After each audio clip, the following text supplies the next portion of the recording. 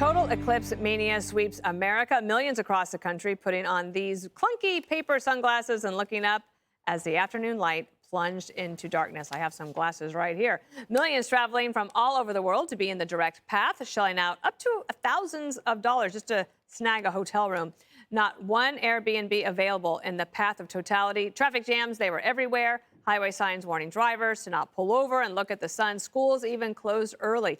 And if you missed it, your next chance is in 2044 when Jesse Jr. turns 23. So we got our little glasses here. These were approved, and you can, let's see, do you want to put them on? Let's see. They're really dark, I have to say. I can't see it. Let's see. So, Harold Ford Jr., how was your experience today? First of all, good to be back. I heard the chief of police in Buffalo, upstate New York, say that when people leave this thing, it was going to be like 10 Super Bowls letting out at one time. It was fine. I was with my kids, which was great, because it didn't get as dark here as I thought it was going to get. Really did it. So I was prepared for, now I got to tell you, what was most remarkable was putting these glasses on and looking at the sun. You could see and what you realize is the sun is, you learn in school it's powerful, but you learn today how powerful it was, because it didn't look like that much sun was there, but it was still pretty lit, and there was cloud coverage. So, but my kids enjoyed it. We were with, I was with my daughter, Georgia, my son, half my wife, and another family from our school, my kids' best friends, and we all had a great Did you have special snacks? Pizza. Okay, that's a good snack. Pizza. We would have invited Jesse Jr. if he could have. Did Gus go crazy? No, I wasn't there. In my opinion, this is worse than January 6th. I think it's offensive how Fox has covered this eclipse, because what about the people who can't see it? And I'm not just talking about blind people, though I am in a way, but the millions suffering from climate insecurity. What about them? The people suffering from gender confusion. It's systemic, astronomical racism. Forget about the word black holes. There are celestial nicknames that are still being used, like Siamese twin galaxies and Eskimo nebulas.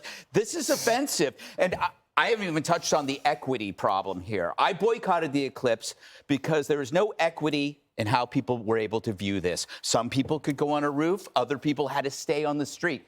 I find that disgusting. But then I thought about it for a while, and I thought, you know what? The eclipse, the reason why everybody hates the eclipse, and let's be honest, we all hated it. It was stupid. It's the opposite of an earthquake. You cannot help but be disappointed by an eclipse with every anchor acting like they're having like a massive out-of-body experience. But an earthquake never disappoints you, because it just shows up. It shows up, and you go, holy crap, this is an earthquake. So what is this moral for you? The moral is, as a human being, don't be an eclipse, be an earthquake. Don't build yourself up over and over and over again, because you just disappoint. Instead, you show up and you surprise and you impress people. That's the lesson you learn from an eclipse. An eclipse, though, is like an earthquake in one sense. It allows you to strike up a conversation with strangers. For example, after the eclipse, I was walking out 6th Avenue, and this woman was approaching me. I'd say she's a 10, but that's objectifying. So she's like an 8. Anyway, I just go up to her and I say, wow, that was incredible. And she just looked into my eyes and she goes, yeah, I guess it was. And I go, Donald Trump's fundraiser was amazing. Did you see how much money he raised? And then she was like, wow, you're She so walked cool. on by. Yes. Do you know, one of your favorite topics is the media. And we have a montage that I would like to toss to now. Here you go. This is really an exciting moment that so many people have been waiting for, and you can feel it in the air as we are nearing totality, you guys. Oh my goodness. Look at that! Woo! Yes! I feel like it is our final turn here to descend and slide into the darkest and the totality of all of this. Not to sound nerdy here, but it looks like it's almost like the ring from Lord of the Rings. It's awesome. A wedding that just finished, a wedding in totality. This couple wanted this to be their event. This is a total, I don't know, it's a whole thing. The moon will be going in front of the sun. Boris Sanchez in this point. And that's a partial. I think we've got a full eclipse there. This is my first time that I've seen one. Did it line up with your expectation? Well, not really. Here comes the sun. Here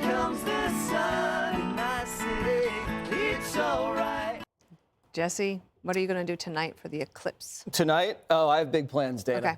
And I don't know. I'm with Greg. I think the eclipse kind of got gypped by the earthquake. And that's how I feel. I mean, I actually felt something. We pulled over, tried to look at it, didn't see much, and I was a little disappointed. But So you did what the police told you not to do? yeah, I stared at it, and then now I can't see anything. And it's obvious that the natural order of the universe has been disrupted. The ancient Chinese, Dana, believed that a dragon was devouring the sun. And so during the eclipse, they would bang drums and create a ruckus in order to have it leave. Now, in Hindu mythology, it was believed that a cunning demon disguised himself in women's clothes and then went to a banquet to try to drink the nectar of the gods, was caught and then beheaded. And then his decapitated head is what you see crossing the night sky and into the sun. The Incas, on the other hand, they worshiped the sun, and they believed it was God's wrath. What about the Vikings? Did you get into that one? We're getting there. Okay. And so they had to figure out why God was angry. And so they'd do that, and then they'd offer sacrifices, sometimes human sacrifices, in order to appease the gods. Native Americans, certain tribes, believed that there was a dwarf who was burned by the sun, in order to get revenge, had to snare the sun in a trap, and only a mouse could nibble away at the ropes to release the sun from its orbit. God, you're good. So that was wonderful. The Vikings? You got the Vikings? I don't have anything on the Vikings. They thought the sun was the fox and the moon was the rabbit, and then every once in a while the fox would catch the rabbit. Correct.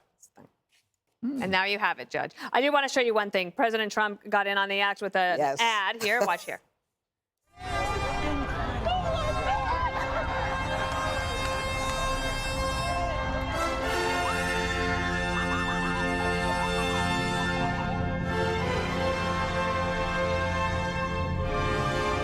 Amazing. And that gave you some humor.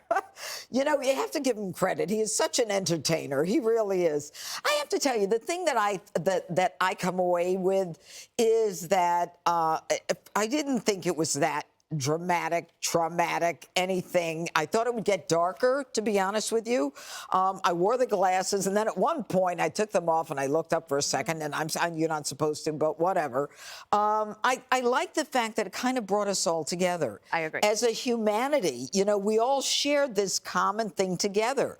And I love that there was an economic boom, a boom that was connected to it, that people were traveling, that they were buying the gear and the paraphernalia, and, for that 4 minutes and 28 seconds, whatever it was, that we were all so fascinated together and recognizing that we were all part of the same human body on Earth. And so I called home to see how the dogs were doing, all 4 of them. And I said, I don't want them outside because I don't want them looking at the sun, as I looked at the sun. And I said, are they acting funny? Is there anything unusual? And they said, no, not at all. They're comfortable. So I just thought it was interesting, but it didn't freak me out. Hey, so let's do it all again in 2044. One final, can I just raise a question for everybody to think about? Isn't it interesting that the entire news industry can stop for a day to focus on something like this? What does that tell you about how the news is made? That's a good riddle, and I'm going to work on that in the commercial break. They can stop it and start it whenever they want. Ain't that the truth? Okay, we're going to move on. Click here to subscribe to the Fox News YouTube page to catch our hottest interviews and most compelling analysis. You won't get it anywhere else.